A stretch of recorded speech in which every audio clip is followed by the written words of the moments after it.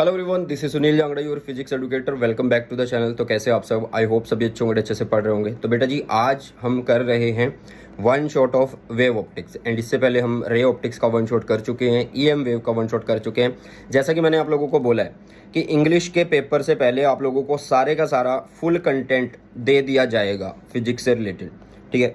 तो आज मैंने आप लोगों को नोट्स भी दे दिए एंड सभी चैप्टर्स के नोट मिल गए हैं आप लोगों को। ऑल चैप्टर्स नोट जो हैं नोट वो अपलोड हो चुके हैं। एंड बेटा, मैं दिन रात मेहनत कर रहा हूँ आप लोगों के लिए, तो आप भी मेहनत करिए मेरे साथ, ठीक है। मतलब मैं गारंटी लेता हूँ कि जो नोट्स मैं दे रहा हूँ आप लोगों को, मतलब उनको पढ़ने के बाद आप लोगों को एनसीईआरटी नहीं पढ़नी। और दूसरी बात, ऐसे बढ़िया नोट्स, कलरफुल डिजिटल नोट्स पूरे यूट्यूब के ऊपर कोई नहीं दे रहा, ठीक है भाई। रातों को 3-3 बजे बैठ के नोट्स बनाए जाते हैं। तो जैसे मैं मेहनत कर रहा हूँ, आप भी उसी तरीके से मेहनत करिए मेरे साथ, ठीक है। तो चलिए शुरुआत करते हैं आज की इस बढ़िया सी वन शॉट की। एंड बहुत बढ़िया वन शॉट रहेगा, मज़ा आ जाएगा आप लोगों को। बट आगे बढ़ने से पहले टेलीग्राम चैनल है सुनील जांगड़ा सर के नाम से, इसको जरूर ज्वाइन कर लेना, क्योंकि जितना भी कंटेंट है इस चैनल से, जितना भी कंटेंट है वो सारे का सारा यहाँ पर भेज दिया जाएगा, क्योंकि यूट्यूब की तरफ से कई बार नोटिफिकेशन नहीं आता है। इंस्टाग्राम चैनल है, मतलब आईडी है सुनील जांगड़ा 26 के नाम से, जहाँ पर आप मुझे फॉलो कर सकते हैं, पर्सनल मैसेज कर सकते हैं, ठीक है। मैं इसलिए तो मैं बोल रहा हूँ कि इंस्टाग्राम पर फॉलो कर लेना। और मतलब वहाँ पे तुम मुझे मैसेज कर लोगे, कोई चीज़ तुम्हें पर्सनली पूछनी है फिजिक्स के रिगार्डिंग, तो वो पूछ सकते हो, ठीक है।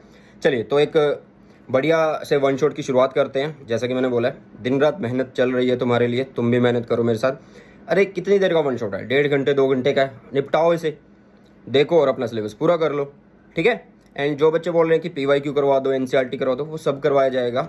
एक स्ट्रेटजी की वीडियो मैंने डाली हुई है, लिंक आपको डिस्क्रिप्शन बॉक्स में मिल जाएगा, उसको जरूर देखना, पता लग जाएगा कि कब कब मैं क्या क्या कंटेंट अपलोड कर रहा हूँ, ठीक है। चलिए शुरुआत करते हैं अभी अपने बढ़िया से वन शॉट की, ठीक है। हाँ, अगर चैनल को सब्सक्राइब नहीं किया तो जल्दी से सब्सक्राइब जरूर कर दो एंड अपने फ्रेंड्स के साथ शेयर कर दो। चलिए, तो बेटा जी, वेव ऑप्टिक्स हमारा चैप्टर है एंड इसके अंदर हमें पता होना चाहिए कि वेव ऑप्टिक्स क्या होती है। तो जैसे कि हमने रे ऑप्टिक्स पढ़ी थी, तो उसके अंदर हम रेज से डील कर रहे थे। वेव ऑप्टिक्स क्या है? वेव ऑप्टिक्स डिस्क्राइब करेगी कनेक्शन किस किस के बीच में, waves and ray of light के बीच में। क्योंकि वहाँ पर हमने पढ़ा था कि लाइट एज ए रे है, ठीक है। यहाँ हम पढ़ेंगे लाइट एज ए वेव की तरह बिहेव करते हैं, मतलब उनका रिलेशन यहाँ पे पढ़ रहे हैं। So it is the connection between wave and ray of light. Okay, so according to wave theory of light, जो लाइट होती है वो क्या होती है? फॉर्म ऑफ एनर्जी होती है, जो कैसे ट्रेवल करती है? Which travels through a medium in the form of transverse wave, मतलब मीडियम में ये ट्रेवल करती है। और किस फॉर्म में ट्रेवल करती है, मतलब यहाँ से तुम्हें ये पता लग रहा है कि लाइट की फॉर्म क्या होती है। ओके, तो लाइट की फॉर्म क्या होती है बेटा? ट्रांसवर्स होती है। क्या होती है? ट्रांसवर्स होती है। Okay, the speed of light in a medium depends upon the nature of medium, मतलब जिस तरीके का मीडियम है उसके अकॉर्डिंग स्पीड ऑफ लाइट जो है वो चेंज होती रहेगी, उसके अकॉर्डिंग चलती रहेगी। ये चीज़ ऑलरेडी हम रे ऑप्टिक्स में भी पढ़ चुके थे, ठीक है। रे ऑप्टिक्स में जिसमें हमने क्या पढ़ा था? रेरर पढ़ा था, रेरर मीडियम क्या होता है, डेंसर मीडियम पढ़ा था कि क्या होता है वो। ओके, ये सब चीज़ें हम डिस्कस कर चुके हैं पिछली वाली वीडियो के अंदर। आई होप कि वेव ऑप्टिक्स क्या होती है वो आप लोगों को पता लग गई होगी, ठीक है। नेक्स्ट, सबसे पहले हमें क्या पढ़ना है? सबसे पहले हमें पढ़ना है Newton's corpuscular theory of light. देखो, मैंने तुम्हें ये बोला है कि एनसीईआरटी को नहीं पढ़ना। अगर आप मुझसे पढ़ रहे हो, मेरे नोट से पढ़ रहे हो, तो आपको एनसीईआरटी से थ्योरी नहीं पढ़नी है। ध्यान से सुनना कि थ्योरी नहीं पढ़नी है, मतलब उसकी एक एक लाइन पढ़ने की जरूरत नहीं है। हालांकि मैं आप लोगों को एनसीईआरटी निचोड़ कराऊंगा, जिसमें मैं इंपॉर्टेंट लाइनों को अंडर मार्क कर लूँगा, ठीक है, अंडरलाइन कर लेंगे उनको, ठीक है। तो न्यूटन्स कॉर्पस्कुलर थ्योरी आई लाइट के लिए, मतलब इन्होंने लाइट के नेचर के बारे में बताया। क्या थी बेटा? 1675 में ये थ्योरी दी गई न्यूटन जी के द्वारा। क्या बोला इन्होंने कि जो लाइट है वो किससे बनी होती है? हाँ जी, जो लाइट है वो किससे बनी होती है? Light consist of tiny particles, मतलब छोटे छोटे पार्टिकल से बनी होती है, जिनको हम क्या बोलते हैं? कॉर्पस्कल्स बोलते हैं, कॉर्पस्कल्स। ध्यान से सुनना कि जो लाइट है वो टाइनी पार्टिकल से बनी होती है, और ये क्या बोलते हैं? इनको कॉर्पस्कल्स बोलते हैं। Which are emitted by a luminous object, मतलब जो रेडिएशन निकाल रहे होते हैं, ठीक है, जैसे सन हो गया, इस तरीके की चीज़ें। तो light consist of tiny particle, जिनको हम कॉर्पस्कल्स बोलते हैं, ये ध्यान रखना है।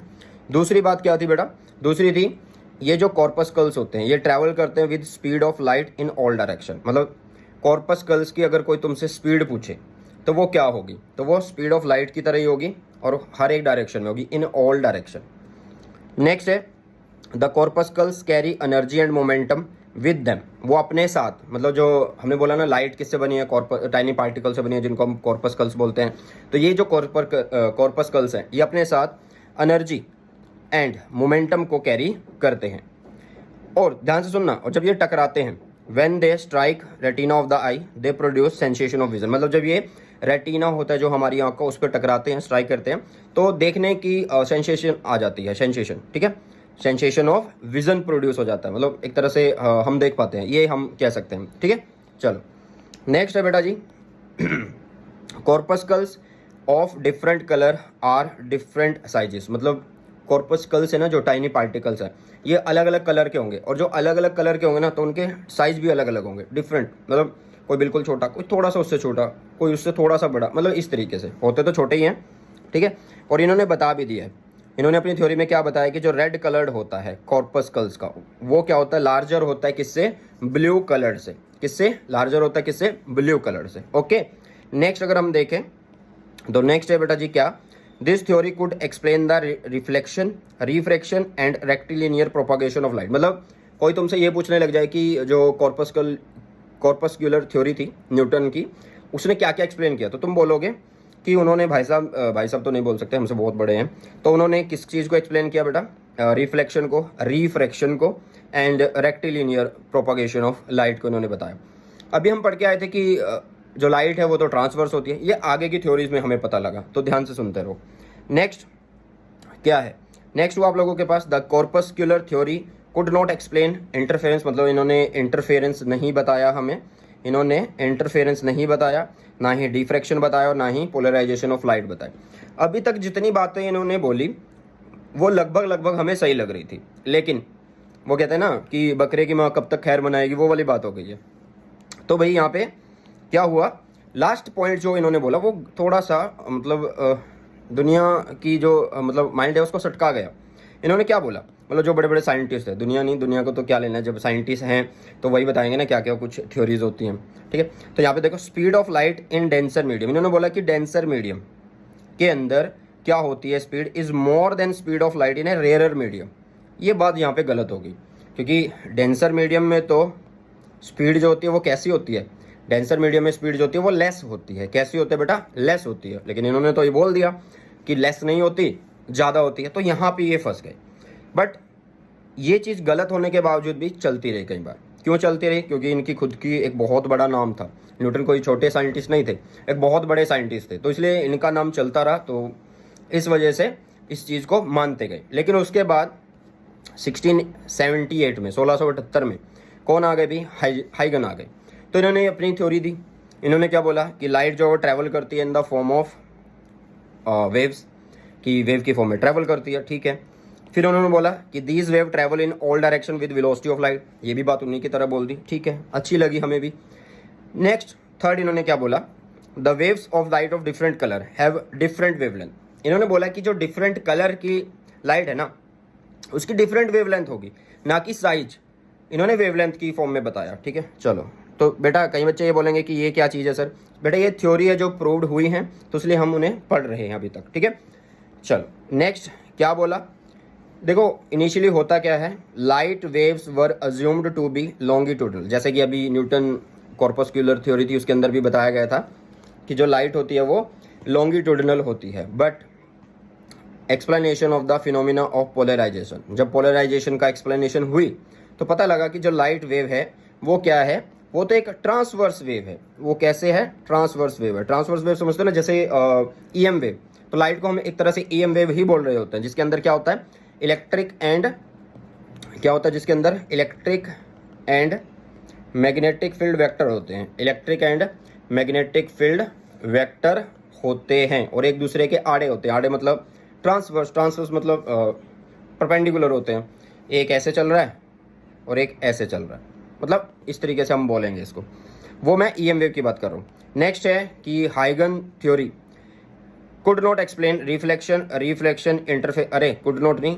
इन्होंने एक्सप्लेन किया था, मतलब आपको यहाँ पे लिखना पड़ेगा, हाइगन theory could explain reflection, refraction, interference, diffraction, polarisation, but could not explain photoelectric effect and Compton effect. समझो ध्यान से, इन्होंने क्या क्या एक्सप्लेन किया, रिफ्लेक्शन को भी किया, रिफ्रैक्शन को भी किया, इंटरफेरेंस, डिफ्रैक्शन, पोलराइजेशन सबको किया, लेकिन ड्यूल नेचर में जो हम पढ़ेंगे ना फोटो इलेक्ट्रिक इफेक्ट, कल ही वन शॉट मिल जाएगा, तो उस photoelectric effect and Compton effect उसको ये एक्सप्लेन नहीं कर पाए, ठीक है।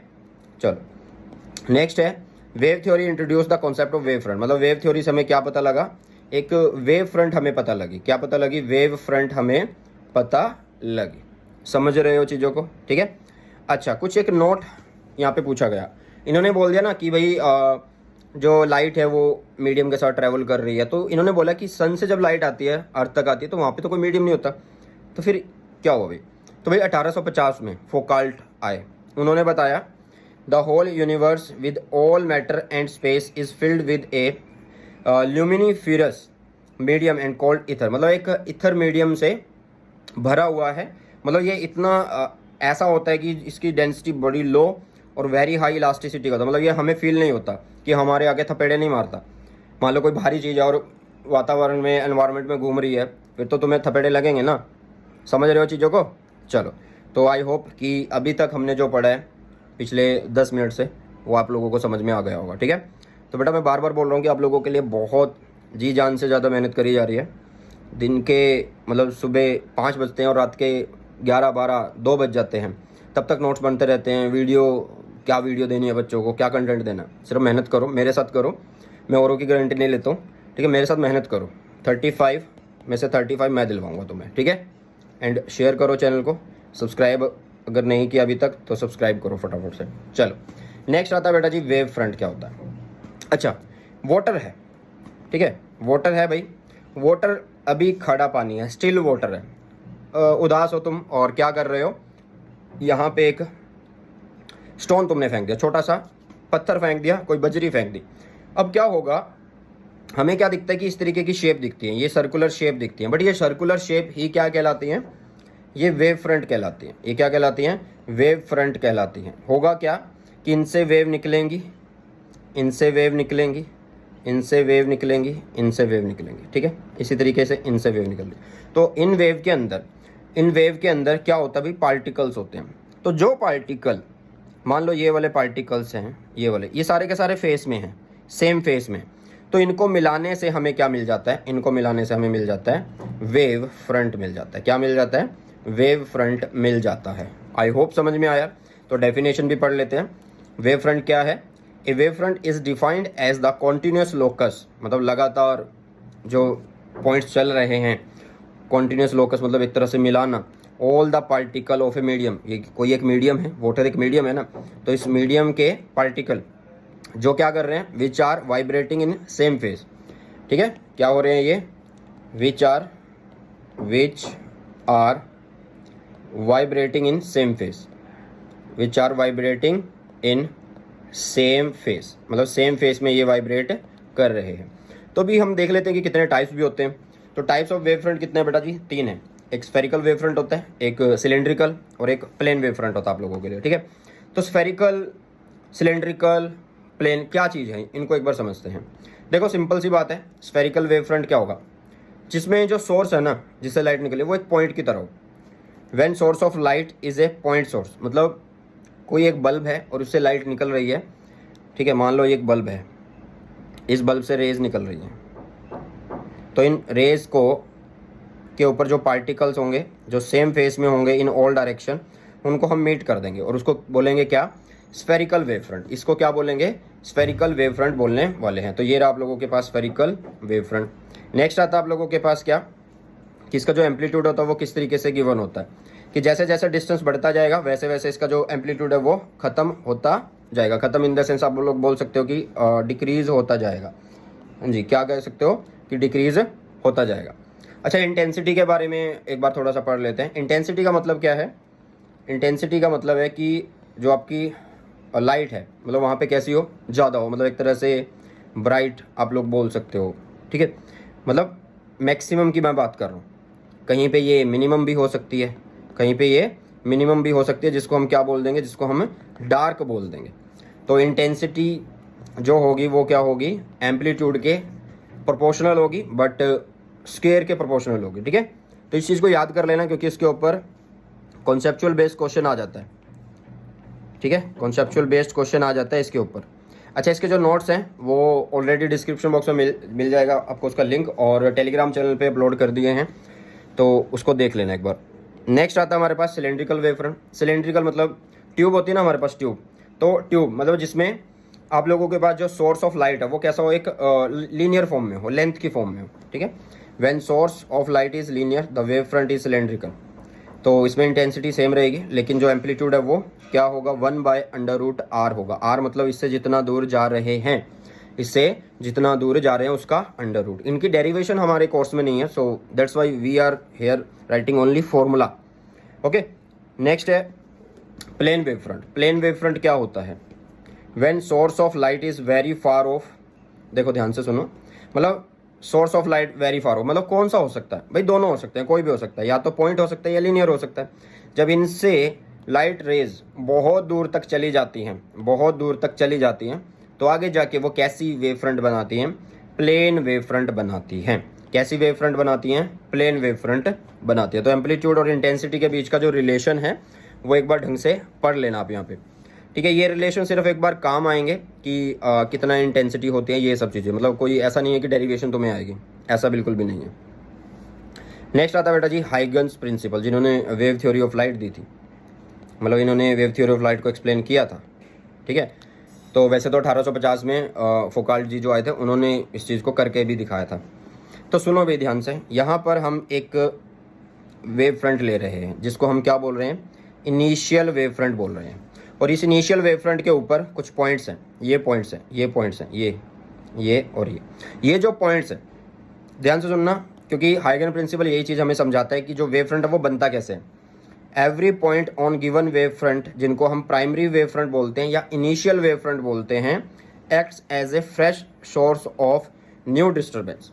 मतलब जो ये प्राइमरी वेव फ्रंट है, ये क्या है, प्राइमरी वेव फ्रंट है, ये है हमारे पास प्राइमरी वेव फ्रंट। और इस प्राइमरी वेव फ्रंट के ऊपर ये सब चीज़ें हैं, इनको हम क्या बोलते हैं, इनको बोलते हैं सेकेंडरी वेवलेट्स, मतलब छोटे छोटे पार्टिकल्स होते हैं जिनको सेकेंडरी नाम दिया गया है। सेकेंडरी क्यों, क्योंकि ये सेकेंडरी वेव फ्रंट बनाएंगे। तो कैसे बनाएंगे, the secondary wavelet travel in all direction with the speed of light in the medium, मतलब ये हर एक डायरेक्शन में चलेंगे, हर एक डायरेक्शन में ये चलेंगे। तो हम क्या करेंगे, जो इनका स्फेयर होगा, मान लो ये एक पॉइंट है, इससे लाइट इधर भी जा रही है, इधर भी, तो एक स्फेयर बनेगा ना तीनों चारों साइड, ठीक है। तो हम क्या करेंगे, a surface touching these secondary wavelets tangentially, मतलब जो सरफेस हम बना रहे हैं जो कि हर एक डायरेक्शन में वाइब्रेट हो रहे हैं, उनको कोई लाइन हम टच करवा रहे हैं जो कि टेंजेंशियली होगी, मतलब ये जो हर एक डायरेक्शन में जा रहे हैं ना, इनके साथ ये लाइन बना दी, तो इसी को बोला जाता है क्या, न्यू वेव फ्रंट या सेकेंडरी वेव फ्रंट। क्या बोला जाता है इसको, न्यू वेव फ्रंट या सेकेंडरी वेव फ्रंट बोला जाता है, इनको बोला जाता है secondary wave front. Okay, so I hope कि अभी तक हाइगन प्रिंसिपल के अंदर जो जो चीज़ें हमने पढ़ी हैं वो सारी की सारी तुम्हें समझ में आ गई हैं मेरे ख्याल से, क्योंकि हम चीज़ों को आसान करके पढ़ रहे हैं, मतलब मुश्किल नहीं कर रहे हैं, आसान करके पढ़ रहे हैं, बिल्कुल बढ़िया तरीके से आप लोगों के लिए बढ़िया वाले कलरफुल नोट्स बनाए गए हैं, ठीक है। इनको डाउनलोड कर लेना, लिंक आपको डिस्क्रिप्शन बॉक्स में मिल जाएगा। बहुत बार बता रहे हो सर, बेटा कोई बच्चा ऐसा ना होना बार बार कमेंट करे सर नोट्स दे दो, नोट्स दे दो, तो डिस्क्रिप्शन बॉक्स या टेलीग्राम चैनल दोनों में आप लोगों को मिल जाएगा। नेक्स्ट है refraction of a plane wave front, मतलब अब हम क्या करेंगे, रिफ्रैक्शन को समझेंगे, किसके अकॉर्डिंग समझेंगे, हाइगन प्रिंसिपल के अकॉर्डिंग समझेंगे। वैसे तो हमें पता है कि जो रिफ्रैक्शन होता है वो क्या होता है, हमें पता है कि जो म्यू होता है वो sine i by sine r होता है, मतलब स्नेल्स लॉ को हमें यहाँ पे प्रूव करना है।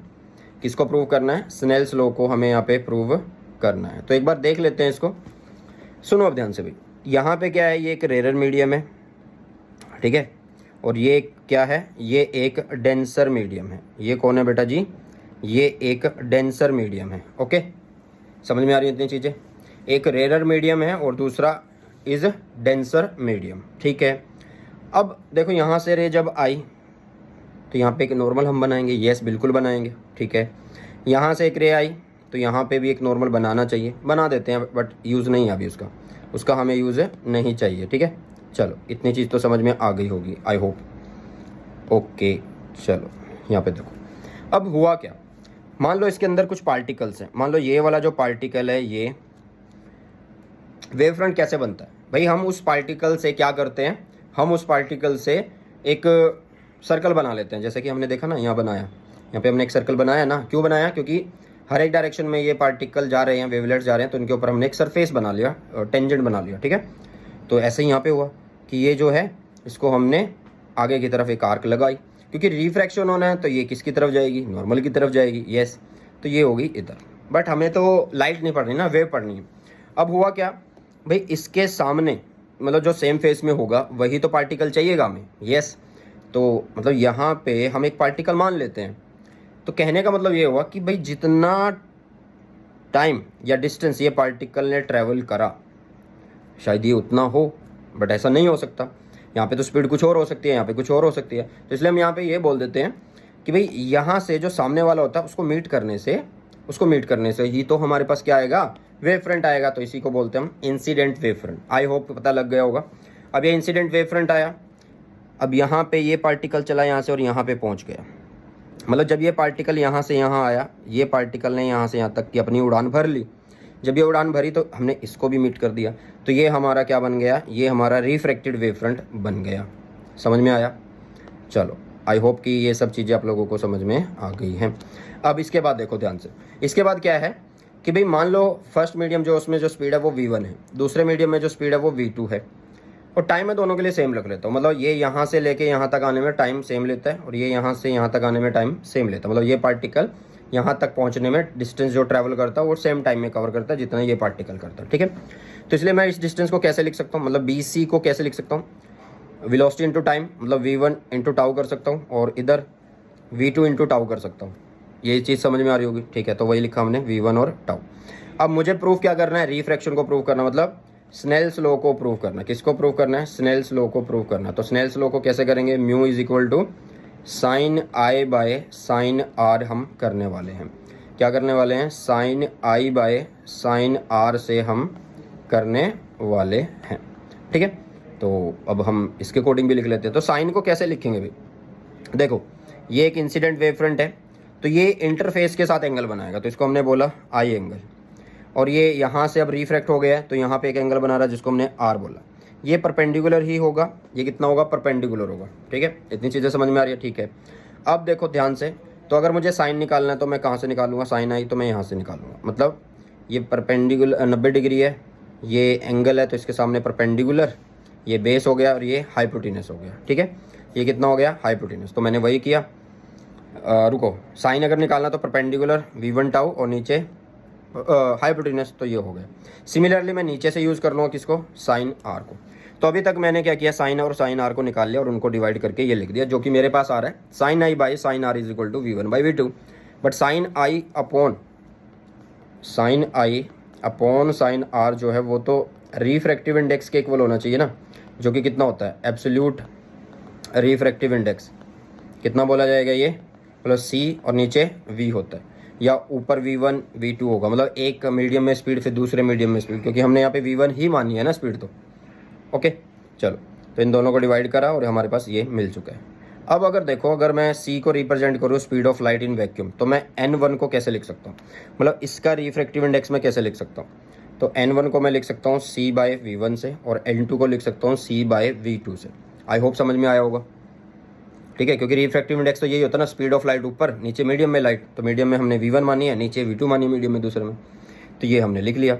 अब मैंने n2 बाई n1 किया तो मुझे क्या मिल रहा है, v1 बाई v2 मिल रहा है। अब ये जो v1 बाई v2 है ये यहाँ पे भी है, तो इक्वेट कर दो। तो इक्वेट करने पे मुझे मिल रहा है ये, जो कि क्या है, जो कि प्रूफ ऑफ स्नेल्स लॉ है। क्या है ये, स्नेल्स लॉ का प्रूफ है। आई होप समझ में आया होगा। Refraction of plane wave front, बढ़िया वाला आप लोगों को वन शॉट करवाया जा रहा है, मस्त मज़ा आ जाएगा आप लोगों को पढ़ के, ठीक है। बस मेहनत करनी है मेरे साथ, ओके। चलो नेक्स्ट आ जाता है reflection of a plane wave by a plane surface. मतलब अब रिफ्लेक्शन पढ़ेंगे। तो इसमें क्या होगा, सिंपल है कि यहाँ पे हमने इंटरफेस लिया, ठीक है। ये एक पॉलिश्ड एरिया है इसका, ये कौन है, इसका पॉलिश्ड पोर्शन। ये कौन है, इसका पॉलिश्ड पोर्शन है ये, ठीक है, पॉलिश्ड पोर्शन। और ये क्या है, लाइट इंसिडेंट हो रही है, क्या हो रही है, लाइट इंसिडेंट हो रही है, और उतने ही एंगल पे ये रिफ्लेक्ट हो रही है, इतनी होगी ना, यस। तो अभी एक बार देखो, जब मैं यहाँ से एक पॉइंट लेता हूँ, अब रिफ्लेक्शन हो रहा है तो पॉइंट्स ऊपर की तरफ ही जाएंगे ना, मतलब वेवलेट्स जो वो ऊपर की तरफ ही जाएंगे। तो मैंने क्या किया, यहाँ से यहाँ तक एक आर्क बनाई। यस, ठीक है। अब ध्यान से सुनना, मतलब ये वाला जो पार्टिकल है जब ये यहाँ पहुँचा तब तक इसके सामने वाला पार्टिकल वो यहीं तक ही पहुँचा था, ठीक है। तो इसलिए हमने प्लेन वेव फ्रंट यहाँ से ही बनाना है, ऐसे। समझ में आया या नहीं आया? So it is what, it is reflected wave front end it is what, it is incident wave front. ये कौन है? इंसिडेंट वेव फ्रंट है, और ये रिफ्लेक्टेड वेव फ्रंट है, क्योंकि रिफ्लेक्ट वाली रेस के ऊपर बना रहे हैं ना बेटा। देखो यहाँ तो क्या है, इस पॉइंट को मिला रहे हैं, यहाँ पे क्या होगा, एक आर्क लगाएंगे तो ये वाला इंसिडेंट वेव फ्रंट हुआ। अब ये रिफ्लेक्ट होके कहाँ जाएगा, मतलब देखो क्या होगा कि ऐसे एक लाइट वेव आई और यहाँ से ऐसे वापस चली गई, ठीक है। तो इसको आई बोलेंगे और इसको आर बोलेंगे, क्योंकि इंसिडेंट वेव फ्रंट के साथ एंगल होगा आई और रिफ्लेक्टेड के साथ होगा आर। अच्छा, अब एक चीज़ ध्यान में देखना कि भाई जब पार्टिकल कहाँ से कहाँ चला, बी से सी चला, तो स्पीड कितनी है? हमने कुछ भी स्पीड मान ली, वी मान लो या सी मान लो, आपकी मर्जी, क्योंकि सेम मीडियम से सेम मीडियम में जा रही है, ठीक है। तो हमने यहाँ पे लिखा कि जो बी सी है, मतलब ये वाला जो टाइम है ये वी टाउ है, मतलब टाइम नहीं डिस्टेंस, क्योंकि टाउ जो हमने वो टाइम ले लिया। और हमने एक ट्रेंगल लिया ये, और एक ट्रेंगल लिया हमने ये। इन ट्रेंगल को हमने कॉन्ग्रुएंट प्रूव करना है। क्यों करना है? क्योंकि अगर ये कॉन्ग्रुएंट प्रूव हो गए ना तो I is equal to are हो जाएगा, और आई इज इक्वल टू अगर आर हो गया, आई इज इक्वल टू अगर आर हो गया तो इसका मतलब क्या है? इसका मतलब है कि रिफ्लेक्शन जो है वो प्रूव्ड हो जाएगा। रिफ्लेक्शन जो है वो क्या हो जाएगा? प्रूव्ड हो जाएगा। इतनी चीज़ तो समझ में आ गई, ठीक है। अगर आई जो है वो आर के इक्वल हो गया तो बेटा देखो, इस ट्रेंगल और इस ट्रेंगल की अगर हम बात करें तो ये तो कॉमन है दोनों में, तो ए सी कॉमन हुआ, ठीक है। ये बी सी और ये ए सी, ये सेम ही होगा। क्यों? क्योंकि सेम मीडियम में है, टाइम सेम ले रहे हैं, तो स्पीड सेम है, टाइम सेम है, तो इसलिए डिस्टेंस जो कवर्ड होगा वो भी सेम होगा, तो इसलिए ये इक्वल हो गया। तो एक तो चीज़ ये कॉमन हो गई, ऊपर से ये इक्वल हो गए, और ऊपर से ये 90 डिग्री है, ये क्या है 90 डिग्री, तो इसलिए ये कॉन्ग्रुएंट हो गया। कॉन्ग्रुएंट मतलब I is equal to are हो गया। कॉन्ग्रुएंट मतलब I is equal to are हो गया। ओके, चलो, तो ये हुआ आप लोगों के पास हाइगन प्रिंसिपल कंप्लीट। मतलब इसमें हमने क्या क्या पढ़ लिया? हाइगन प्रिंसिपल पढ़ लिया, उसकी थ्योरी पढ़ ली, साथ में मतलब रिफ्रैक्शन पढ़ लिया, रिफ्लेक्शन पढ़ लिया, ये सब चीज़ें, ठीक है। नेक्स्ट आता है प्रिंसिपल ऑफ सुपरपोजिशन। मतलब एक तरह से सुपरपोजिशन में पता क्या होता है, मान लो दो वेव चल रही हैं, एक इधर से वेव आ रही है, एक और वेव आ रही है। अब एक पॉइंट पे जाके ना दोनों मिल जाएंगी, तो दोनों जब मिलेंगी ना तो जो ऐसे समझो, मान लो ये एक पॉइंट है, यहाँ से वेव आई, ये इसको ऊपर नीचे कर रही है, मीन पोजीशन पे ऊपर नीचे कर रही है, चाहे आगे ले गई बट ऊपर नीचे कर रही है, ठीक है। फिर इससे वेव आई, ये इसको ऊपर नीचे कर रही है। मतलब इन दोनों सोर्स से जो वेव आ रही हैं वो अगर इकट्ठी इसको ऊपर नीचे कर रही हैं तो जो नेट रिजल्टेंट डिस्प्लेसमेंट होगी वो कितनी होगी? तो वो होगी बेटा y is equal to y1 plus y2 होगी। कितनी होगी? y is equal to y1 plus y2 होगी। कितनी? y is equal to y1 plus y2 होगी। आई होप समझ में आया होगा, ठीक है। y1 plus y2। ओके, चल, तो ये होता है बेटा आप लोगों के पास प्रिंसिपल ऑफ सुपरपोजिशन। मतलब एक तरह से अगर हम देखें सुपरपोजिशन में क्या होता है, एडिशन हो रही होती है। वो डिपेंड करेगा कि सेम फेस में ऐड हो रहे हैं तो क्या होगा, अपोजिट फेस में ऐड हो रहे हैं तो क्या होगा, वो आगे पढ़ेंगे हम, ठीक है। तो आई होप कि प्रिंसिपल ऑफ सुपरपोजिशन समझ में आ गया होगा। ज़्यादा डीप में जाने की जरूरत नहीं है, जितना हम लोगों को NCERT कहेगी, हाँ जी, जितना हमें NCERT कहेगी हम उतना ही करेंगे, हम उतना ही करेंगे। ओके, चलो, तो एक बार डेफिनेशन भी पढ़ लेते हैं। When two waves from S1 and S2 meet at some point, मतलब अगर यहाँ से वेव चली, मान लो इससे वेव जो निकल रही है वो y1 है और इससे वेव जो निकल रही है वो y2 है, तो नेट रिजल्टेंट डिस्प्लेसमेंट जो होगी वो y1 प्लस y2 होगी मीन पोजीशन पे। मीन पोजीशन मतलब एक कॉमन पोजीशन होगी जिससे वो ऊपर और नीचे हो रहा होगा, ये मीन पोजीशन होता है। ये क्या होता है? मीन पोजीशन होता है। ओके, तो ये होता है प्रिंसिपल ऑफ सुपरपोजिशन। ज़्यादा बड़ा वन शॉट नहीं होगा ये, ठीक है, मतलब 1.5 घंटे से कम में ख़त्म हो जाएगा ये वन शॉट। नेक्स्ट आ जाता है इंटरफेरेंस ऑफ लाइट, और ये चीज़ें अगर आ रही हैं तो इसका मतलब टॉपिक बहुत कम ही है, क्योंकि इसके बाद YDSC आएगा और उसके बाद डिफ्रैक्शन, तो जल्दी हो जाएगा ख़त्म। सुनो अब ध्यान से, इंटरफेरेंस ऑफ लाइट क्या होगा? इंटरफेरेंस ऑफ लाइट का मतलब क्या है? When two light wave of similar frequency having a zero और constant phase different propagate in a medium simultaneously in the same direction then due to their superposition maximum intensity। अरे simple सी भाषा में समझते हैं। इन्होंने बोला कि जब दो लाइट आ रही है जिनकी सिमिलर फ्रिक्वेंसी है, सिमिलर फ्रिक्वेंसी का मतलब या तो उनके बीच में जो फेस होगा वो जीरो होगा या कांस्टेंट फेस होगा, ठीक है। मतलब दो सोर्स हैं, उनसे लाइट निकल रही है और दोनों सोर्स से जो लाइट निकल रही है वो सेम फ्रिक्वेंसी की है। मतलब अगर उनके बीच में कोई गैप है सेम फेस का, मतलब वो कांस्टेंट रहना चाहिए या जीरो होना चाहिए, ठीक है। और साइमल्टेनियसली मतलब एक साथ इन द सेम डायरेक्शन, एक ही डायरेक्शन में जा रही हो, then due to their superposition. मतलब सुपरपोजिशन क्या होता है? मिलना, मिक्स हो जाना। तो उसके सुपरपोजिशन होने की वजह से अब हमें क्या मिलेगा कि कई जगह तो इंटेंसिटी मैक्सिमम मिल जाएगी, ठीक है, कई जगह हमें इंटेंसिटी मैक्सिमम मिल जाएगी। then due to their superposition maximum intensity is obtained at few point and minimum intensity at few points। मतलब कुछ पे मिनिमम इंटेंसिटी मिलेगी, ठीक है, कुछ पे क्या होगा? मिनिमम इंटेंसिटी मिलने वाली है। समझ में आया? तो इस फिनोमिना को मतलब मिलने के बाद आप लोगों को देखो, जब रेज मिल रही हैं और वेव्स मिल रही हैं तो क्या हो रहा है? इंटेंसिटी या तो ज़्यादा होगी या मिनिमम होगी, मतलब कम होगी वो। तो आप ये बोल सकते हो या तो ब्राइट होगा या डार्क होगा। तो इन दोनों केस में हुआ क्या कि मिलने के बाद दोबारा से एनर्जी रीडिस्ट्रीब्यूट हो रही है। तो इसी को बोलते हैं this phenomena of redistribution of energy due to superposition of wave is called interference of light. This phenomena of redistribution of energy due to superposition of wave, मतलब सुपरपोजिशन के फिनोमिना में, मतलब उसी को यूज़ कर रहे हैं ना यहाँ पे, क्योंकि मिक्स हो रही है, मिक्स होने के बाद मैक्सिमम या मिनिमम कुछ भी मिल सकती है। तो एनर्जी का रीडिस्ट्रीब्यूशन हो रहा है, तो इसे बोला जाता है क्या? इसे बोला जाता है बेटा जी, इसे बोला जाता है, एक मिनट रुकिएगा, पेन सेलेक्ट कर लेते हैं, इंटरफेरेंस ऑफ लाइट बोला जाता है। क्या बोला जाता है? इंटरफेरेंस ऑफ लाइट बोला जाता है। अच्छा, इंटरफेरेंस दो तरीके के होते हैं, क्यों? अरे भाई, जहाँ पे मैक्सिमम इंटेंसिटी मिल रही है वो अलग इंटरफेरेंस होगा और जहाँ पे मिनिमम मिल रही है वो अलग होगा। तो सुनो ध्यान से, when two wave meet in same phase, मतलब देखो एक वेव ये रही और एक वेव ये रही, ये दोनों सब सेम फेस में मिल रहे। सेम मतलब क्रस्ट के ऊपर क्रस्ट आ जाए, क्रस्ट प्लस क्रस्ट, और ट्रफ प्लस ट्रफ आ जाए, ट्रफ प्लस ट्रफ आ जाए। तो यहाँ पे क्या होगा?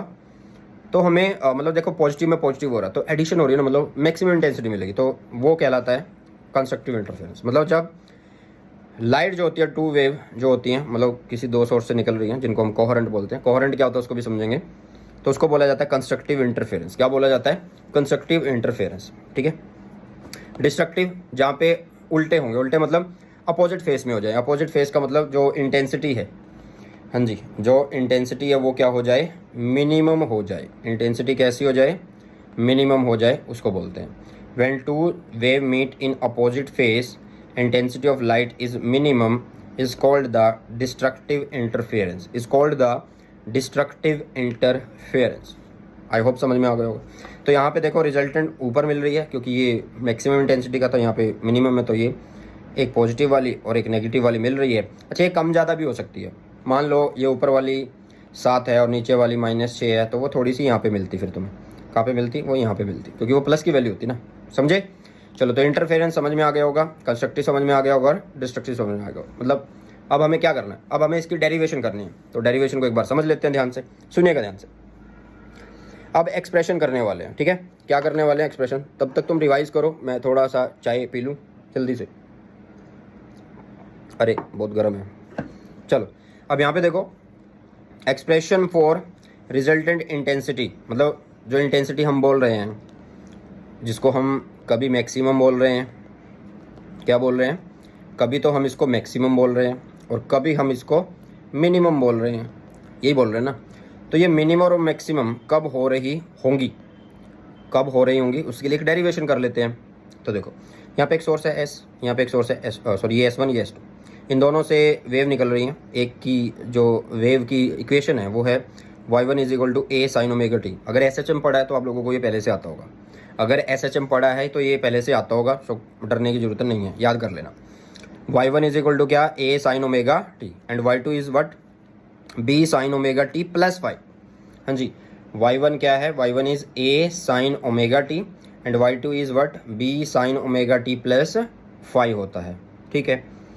तो मतलब आप लोग एक चीज़ देखो कि इसका एम्पलीट्यूड ए है, इसका एम्पलीट्यूड बी है, मैंने यहाँ पे सारी चीज़ें लिखी हुई है।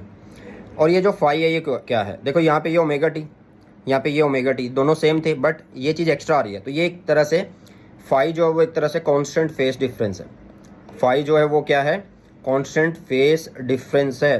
ध्यान से सुनना इस चीज़ को, ठीक है, कांस्टेंट फेस डिफरेंस है। तो सुपरपोजिशन प्रिंसिपल लगा देते हैं, तो y is equal to y1 लिखेंगे और इनको ऐड कर देंगे। लेकिन हमें इस चीज़ से डील नहीं करना, हमें एम्पलीट्यूड से देखना है। अब सुनो ध्यान से, अब ये एक वेव है जो कि जिसका एम्पलीट्यूड मैंने यहाँ पे बना दिया, जिसको a लिख दिया। अच्छा, जो जिसका एम्पलीट्यूड b है वो कहाँ जा रही है, इससे फाई एंगल पे जा रही है। तो मैंने इधर बनाया फाई और b बना दी। तो मतलब एक इधर जा रही है जो कि a है और इधर जा रही है b। अरे पैरेललोग्राम वेक्टर एडिशन लॉ लग जाएगा यहाँ पे, तो रिजल्टेंट इधर आ जाएगा। मतलब ए एम्पलीट्यूड जो है एक इक्वेशन का, बी एम्पलीट्यूड है जो एक दूसरी इक्वेशन का, उनका एक रिजल्टेंट एम्पलीट्यूड आ जाएगा जिसको हमने ए बोल दिया। तो इसको नाम दे देते हैं कि कितने एंगल पे है, ये थीटा एंगल पे है। तो इसको तो हम सिंपल लिख सकते हैं ना। कैसे लिखते हैं भाई एम्पलीट्यूड को, हमने आर की फॉर्म में पढ़ा था, are is equal to R1 का स्क्वायर प्लस R2 का square plus 2 R1 R2 cos phi उसके ऊपर अंडर रूट, ऐसा कुछ पढ़ा था ना, ठीक है, वो वेक्टर्स में हम पढ़ते हैं।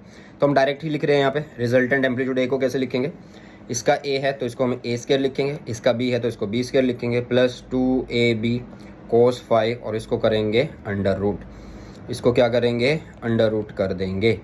आई होप समझ में आया होगा। अच्छा, जब भी हम रिजल्टेंट निकालते हैं तो उसकी हमें क्या चाहिए होती है, डायरेक्शन भी चाहिए होती है। हाँ जी, जब हम क्या निकालते हैं, जब हम निकालते हैं रिजल्टेंट एम्पलीट्यूड या कोई भी रिजल्ट निकालते हैं, चाहे वो एम्पलीट्यूड हो चाहे इंटेंसिटी हो, उसका कोई ना कोई एक एंगल होगा ना, तो ये एंगल थीटा है। अब इसकी डायरेक्शन क्या है भाई ये थीटा कैसे निकालें, तो देखो ये बी है तो इधर भी क्या होगा, बी होगा। इधर अगर मैं परपेंडिकुलर ड्रॉ कर दूँ और इधर कौन सा एंगल होगा, थीटा ही बनेगा, क्योंकि भाई ये एंगल जो फाई, ये फाई बनेगा, जो एंगल ये फाई है वही एंगल यहाँ पे फाई होगा, क्योंकि ये तो ए जा रहा है ना और ये बी है, क्योंकि ये पैरेलल होती है लाइन पैरेललोग्राम के अंदर, ठीक है। तो ये वाली कौन आ जाएगी, बी साइन फाई आ जाएगी। तो इसलिए मैंने क्या लिखा, डायरेक्शन के लिए हमेशा टेंजेंट निकालो, tangent is what, Pandit Badri Prasad, प्रसाद मतलब परपेंडिकुलर, हर बोले मतलब बेस, बी बेस। तो यहाँ पे परपेंडिकुलर जो यहाँ पे आएगा जिसको हम बी साइन फाई बोल रहे हैं, और नीचे कौन है, ए तो यहाँ तक था ही, यहाँ पे कौन आएगा, वो आएगा बी साइन, बेस है तो बी cos फाई लिखेंगे, तो a प्लस बी हो गया, तो इसको लिख दिया। तो ये चीज़ें हम कहाँ पे पढ़ते हैं, ये चीज़ें हम क्लास 11th वेक्टर्स के अंदर पढ़ेंगे, मतलब पढ़ लेते हैं, क्योंकि जब भी क्लास 12th में आते हैं ना, ठीक है। चलो, तो डायरेक्शन हो गई है। अब बात हुई, हमें तो ये देखना है ना कि कब इंटेंसिटी मैक्सिमम है और कब मिनिमम है, यही चीज़ें तो देखनी है हमें। यस और नो बताओ जल्दी से फटाफट, हाँ जी बताओ जल्दी, खाते पीते रहा करो बीच में, ठीक है। चलो अब सुनो ध्यान से, अब क्या होगा, इंटेंसिटी की अगर हम बात करें तो इंटेंसिटी एम्पलीट्यूड का स्क्वायर होता है, डायरेक्टली प्रोपोर्शनल टू एम्पलीट्यूड का स्क्वायर, ठीक है। तो अगर मुझे I1 लिखना है तो मैं क्या लिखूंगा, डायरेक्टली प्रोपोर्शनल लिखूंगा, जो पहली मतलब I1 इज पहली वेव तो उसका एम्पलीट्यूड, दूसरा मैं लिखूंगा B का स्क्वायर, अगर मैं इनको रिजल्टेंट के लिए लिखूँ तो A का स्क्वायर लिखूंगा। अच्छा, कॉन्स्टेंट इनके लिए सेम है, मतलब जो प्रोपोर्शनैलिटी कॉन्स्टेंट है ना वो सबके लिए सेम है, के। तो मैंने पहले I1 लिखा, फिर I2 लिखा, फिर I लिख दिया। अब A स्क्वायर अगर मुझे निकालना है तो उसकी वैल्यू कितनी आएगी, I1 बाई के आएगी, I1 बाई के, ठीक है। स्क्वायर निकालना है, स्क्वायर, तो I1 बाई के आ जाएगी। अब के कॉमन है, इधर भी के आएगा इधर भी के आएगा, तो कॉमन आने की वजह से वो कट जाता है, तो इसलिए के को यूज़ ही नहीं कर रहे। तो इसलिए हमारे पास A कितना हुआ, देखो सिंपल सी बात है, मैं इसको SBS कर देता हूँ, SBS मतलब ये A स्क्वायर हुआ, ये हुआ A square plus B square plus 2AB cos phi हो गया। तो ये A square is what I, ये कितना हुआ I1, ये कितना हुआ I2, ये कितना हुआ 2 अंडर रूट I1 I2 और ये cos फाई हो गया। सिंपल है, बताओ इससे बढ़िया मिलेगा क्या कहीं, इतना आसान तरीके से हम कर रहे हैं। अच्छा, अगर दोनों की इंटेंसिटी सेम है, मतलब एम्पलीट्यूड अगर सेम है, A is equal to B is equal to A nought है, तो हम एम्पलीट्यूड की फॉर्म में इसको कैसे लिखेंगे, इसकी डेरिवेशन नहीं आएगी, इसको याद कर लेना, क्योंकि इसके ऊपर न्यूमेरिकल बन जाता है, इसके ऊपर क्या बन जाता है बेटा, न्यूमेरिकल बन जाता है, ठीक है, न्यूमेरिकल बन जाता है। इसके बाद ज़्यादा बड़ा टॉपिक नहीं है, इसके बाद YDSC आएगा और डिफ्रैक्शन, मतलब हम कोशिश करेंगे कि 1 घंटे थोड़ा 10-12 मिनट तक ये वन शॉट हो जाए, ठीक है। ज़्यादा बड़ा बनाने का फ़ायदा नहीं है क्योंकि हमारा कंटेंट जल्दी ख़त्म हो जाएगा।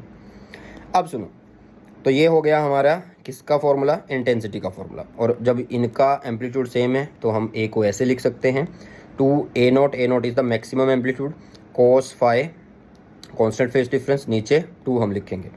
अगर इंटेंसिटी सेम है मतलब मैक्सिमम है, I0 मतलब मैक्सिमम इंटेंसिटी है, ये क्या है, मैक्सिमम इंटेंसिटी है, ये क्या है, ये मैक्सिमम इंटेंसिटी है। तो I is equal to 4I0 cos square phi 2 लिखा जाएगा। मतलब यहाँ पे स्क्वायर आएगा, यहाँ पे 4 आ जाएगा, मतलब 2 करना है, 2 का मतलब यहाँ पे 4 कर दो, यहाँ पे I0 कर दो क्योंकि इंटेंसिटी के फॉर्म में लिख रहे हो, और यहाँ पे भी स्क्वायर कर दो, ठीक है।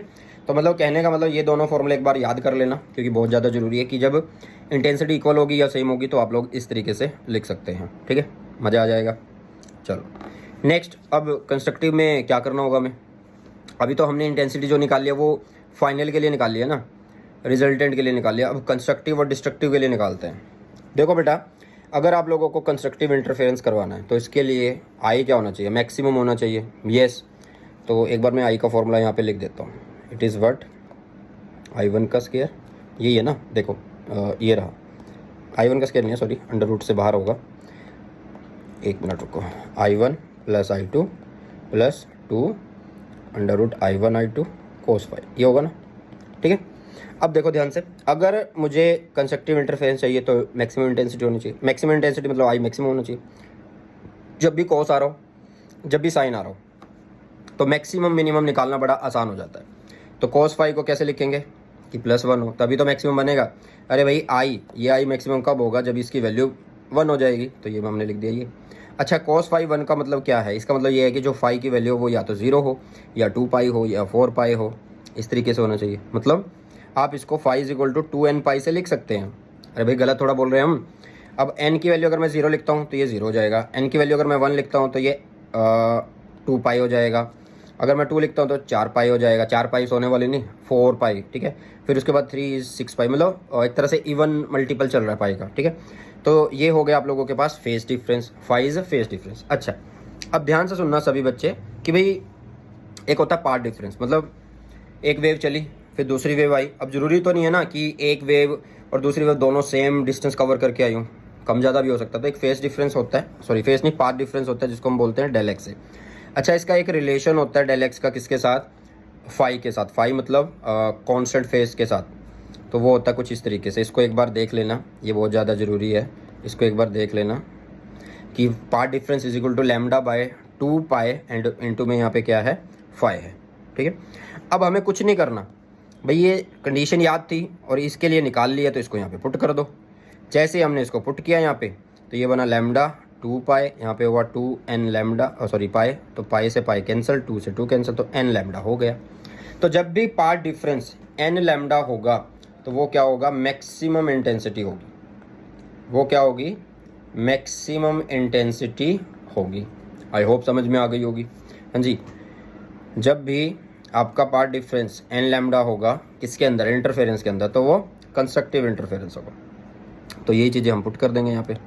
इसको cos फाई को अगर 1 करें तो ये 1 हो जाता है, और इसका अगर फॉर्मूला लिखना चाहें तो इसको ऐसे लिख सकते हैं। ओपन करके देख लो ना, इसको ओपन करेंगे तो कैसे लिखेंगे, I1 का स्क्वायर प्लस I2 का स्क्वायर अंडर रूट I2 का square plus 2 under root I1 under root I2 cos phi. Formula तो वही बन रहा है जो हमने पहले लिखा हुआ है, ठीक है। तो इस तरीके से आप लोग लिख सकते हैं। सेम आप लोग डिस्ट्रक्टिव इंटरफेरेंस में कर सकते हैं। डिस्ट्रक्टिव मतलब मिनिमम इंटेंसिटी, हाँ जी, क्या होगा, मिनिमम इंटेंसिटी होगा। इसमें क्या होगा, मिनिमम इंटेंसिटी होगी इसके अंदर, ठीक है।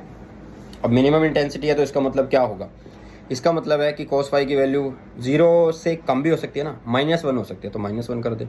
-1 है तो फाई की वैल्यू कितनी हो सकती है, पाई पे होता है, 3 पाई पे होता है, 5 पाई पे होता है, अरे 5 पाई का मतलब 5 पाई, ठीक है। 7 पाई होता है, मतलब ऑड मल्टीपल चल रहा है पाई का, तो ये चला गया। तो इसको क्यों ना हम एक्सप्रेशन में लिख दें, तो एक्सप्रेशन में हम लिख सकते हैं ऐसे। अच्छा सुनो, हम इसको 2n+1 भी लिख सकते हैं, हम इसको 2n+1 भी लिख सकते हैं। और अगर आप +1 लिख रहे हो तो n की वैल्यू 0 से स्टार्ट करोगे, लेकिन अगर माइनस लिख रहे हो तो आप n की वैल्यू 1 से शुरू करोगे। वो सेम है, अगर आप देखो प्लस लिख रहे हो और यहाँ पे अगर 0 नहीं लिख रहे हो, 1 से कर रहे हो, तो 1 करो, 2 1 + 1 तो ये तो 3 बन जाएगा ना, तो 3 से शुरू होगा, बट पाई भी तो है, तो इसलिए 0 से शुरू होगा अगर आप प्लस लगा रहे हो। अगर आप प्लस नहीं लगा रहे हो तो 1 से शुरू होगा। ये देखो 1, n इज इक्वल टू 1। ठीक है, तो पार्ट डिफरेंस की रिलेशन लिखेंगे, फाई की वैल्यू को यहाँ पे पुट करेंगे। जैसे ही पुट करेंगे हमारे पास डेल एक्स आ जाएगा ये, और जैसे ही डेल एक्स आता है तो हमें पता लग जाता है कि जब इस तरीके का डेल एक्स हो, मतलब इस तरीके का पार्ट डिफरेंस अगर होगा तो डिस्ट्रक्टिव इंटरफेरेंस ही होगा। वो क्या होगा? डिस्ट्रक्टिव इंटरफेरेंस होगा। समझ में आया? चलो, तो मिनिमम इंटेंसिटी को लिखेंगे कैसे? देखो यहाँ पे प्लस था, यहाँ पे माइनस आ जाएगा, बस ये फ़र्क है। अच्छा, एम्पलीट्यूड को कैसे लिखेंगे? a1 प्लस a2, और यहाँ पे a1 माइनस a2 लिखेंगे। आई होप समझ में आ रहा होगा, आई होप समझ में आ रहा होगा सारी चीज़ें। ठीक है, चलिए आगे बढ़ते हैं। अगर इनका रेशो निकालना चाहते हो तो आप रेशो कैसे लिख सकते हो? सिंपल है भाई, अगर एक फॉर्मूला i1 प्लस i2 का स्केयर है और दूसरा formula i1 under root minus under root i2 का होल स्केयर है, तो उनको डिवाइड करेंगे तो यही लिखा जाएगा ना। ठीक है, कुछ ध्यान देने योग्य बातें हैं, मतलब एक नोट बना के लिख लो। नोट कोई 5 का 10 का नहीं है, ये नोट दिमाग में बनाना है, फिजिक्स में बहुत अच्छा रहेगा तुम्हारे लिए। ठीक है, चलो अब सुनो ध्यान से। For interference phenomena to take place sources must be coherent. मतलब यहाँ पे आके मैंने एक इंपॉर्टेंट चीज़ बोल दिया आप लोगों के लिए कि भाई इंटरफेरेंस फिनोमिना होने के लिए सोर्सेज जो होने चाहिए वो कोहेरेंट होने चाहिए। सोर्सेज कैसे होने चाहिए? कोहेरेंट होने चाहिए। तो कोहेरेंट का मतलब क्या है भाई? अभी हमने जब शुरुआत करी थी इंटरफेरेंस की तो हमने एक चीज़ बोली थी, frequency having zero, constant phase difference और साइमल्टेनियसली चलेगी, सेम डायरेक्शन में जाएगी, ये सब चीज़ें। ठीक है, जिस सोर्स के लिए होंगी। मतलब कोहेरेंट सोर्स क्या होगा? The sources of light emitting A light, मतलब एक लाइट निकाल रहे होंगे जिनके पास सेम वेवलेंथ होगी। मतलब एक सोर्स है, अच्छा एक सोर्स सिंगल सोर्स होगा, मान लो ये एक सोर्स है, ये सोर्स है, इससे लाइट निकल रही है, ये S1 ये S2, ये कोहेरेंट होगा। ठीक है, इससे ही निकलने वाली जो लाइट होगी वो सेम वेवलेंथ की होगी, सेम फ्रीक्वेंसी की होगी और जीरो कांस्टेंट फेज डिफरेंस की होगी। किसकी होगी? जीरो कांस्टेंट फेज डिफरेंस की होगी, कांस्टेंट फेज डिफरेंस की होगी, जीरो कांस्टेंट फेज डिफरेंस की होगी। तो इसे बोला जाता है क्या बेटा जी? Coherent sources of light. मतलब तुमसे कोई पूछे कि इंटरफेरेंस कब होता है तो sources must be coherent. Coherent क्या होते हैं वो बता दिया कि फ्रीक्वेंसी सेम होनी चाहिए, वेवलेंथ सेम होनी चाहिए, कांस्टेंट फेज से होना चाहिए, सेम डायरेक्शन में होनी चाहिए, एम्पलीट्यूड सेम होना चाहिए। हाँ जी, एम्पलीट्यूड भी हम क्या बोलेंगे कि सेम होने चाहिए, ये भी आप लोग बोल सकते हैं। ठीक है, ओके चलो आगे बढ़ते हैं। नेक्स्ट आता है यंग डबल स्लिट एक्सपेरिमेंट। तो भाई 1801 में जो यंग्स थे उन्होंने ये एक्सपेरिमेंट करके दिखाया था और वेव थ्योरी ऑफ लाइट को एक तरह से सिद्ध कर दिया था। ठीक है, मतलब इसके बाद भी एक्सपेरिमेंट हुए, 1850 में फोकाल्ट जी ने किया, बट यंग जी ने पहले ही काम तमाम कर दिया था, करके दिखा दिया था। यहाँ पे हम क्या करते हैं, एक सोर्स लेते हैं S जो कि मोनोक्रोमेटिक सोर्स है। मोनोक्रोमेटिक सोर्स का मतलब है सिंगल कलर, क्या है? सिंगल कलर लाइट, या फिर सिंगल कलर है तो सिंगल वेवलेंथ होगी। क्या होगी? सिंगल वेवलेंथ होगी। अच्छा एक बात मैं तुम्हें बोलता हूँ कि अगर तुमने यंग डबल स्लिट एक्सपेरिमेंट समझ लिया तो डिफ्रैक्शन समझने में प्रॉब्लम नहीं होगी, डिफ्रैक्शन समझने में प्रॉब्लम नहीं होगी तुम्हें। ठीक है, तो मैं यहाँ पे क्या कर रहा हूँ, एक सोर्स ले रहा हूँ। ठीक है, मैं इसको हटा देता हूँ पहले, थोड़ा सा ज़्यादा भीड़ भड़ाका हो गया यहाँ पे। मैं यहाँ पे एक सोर्स ले रहा हूँ, ये एक सोर्स है S जो कि मोनोक्रोमेटिक सोर्स है। क्यों, क्या होता है मोनोक्रोमेटिक? सिंगल कलर लाइट या सिंगल वेवलेंथ। अब यहाँ पे ये एक स्लिट लगाई है जिसके अंदर 2 होल हैं, और ये होल ऐसे होते हैं जैसे कोई गत्ता होता है ना, कार्डबोर्ड होता है, उसके अंदर कोई ब्लेड से हम निशान कट मार देते हैं, तो इतना पतला वो निशान होता है ना, होल होता है, उतने पतले ही होते हैं। तो मतलब यहाँ ये सोर्स S1 बना और ये S2 बना। एक सिंगल सोर्स से जो 2 सोर्स बनेंगे वो कोहेरेंट बनेंगे, वो ही कोहेरेंट बनेंगे। और यहाँ पे भी तो इंटरफेरेंस हो रहा है एक तरह से, क्योंकि यहाँ से वेव निकलेगी, यहाँ से वेव निकलेगी और मिक्सिंग हो जाएगी।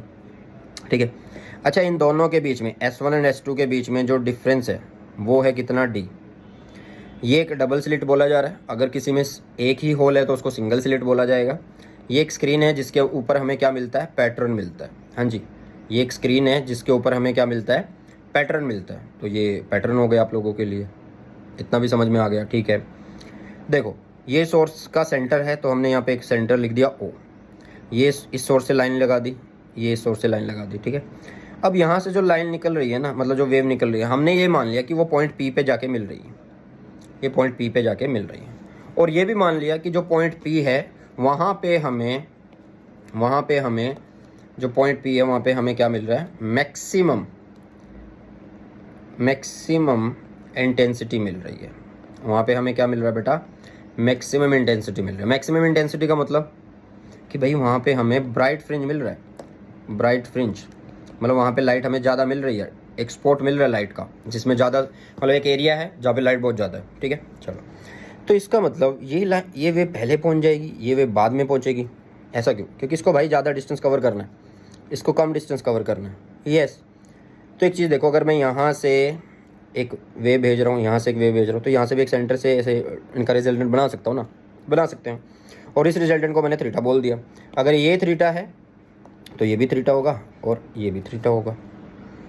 ठीक है, अब ध्यान से सुनना, हमें क्या निकालना है, पार्ट डिफरेंस निकालना है। भाई ये होगा पार्ट डिफरेंस, क्योंकि ये रे इतना चल रही है और ये रे इतना चलने के बाद ये एक्स्ट्रा भी तो बच रहा है। तो ये जो एक्स्ट्रा बच रहा है ये पोर्शन, इसको बोलते हैं पार्ट डिफरेंस। तो पार्ट डिफरेंस कैसे निकालेंगे, del x S2P minus S1P, तो लिख दिया। अब ये जो S2 ये है, S2 क्या है, यहाँ पे कोई भी नाम लिख दो, S2P माइनस S1P, इसको कुछ भी नाम दे दो, यहाँ पे ABCD जो लिखना चाहते हो लिख दो। अब सुनना ध्यान से, भाई ये अगर थीटा है तो ये भी थीटा होगा, और ये कितना होगा, 90 डिग्री होगा। तो ये कितना होगा, 90 माइनस थीटा होगा, तो ये कितना बनेगा, कॉमन सी बात है कि थीटा बनेगा। अरे भाई ये अगर थीटा, ये 90 माइनस थीटा, तो ये कितना, थीटा। सिंपल बात हुई ना।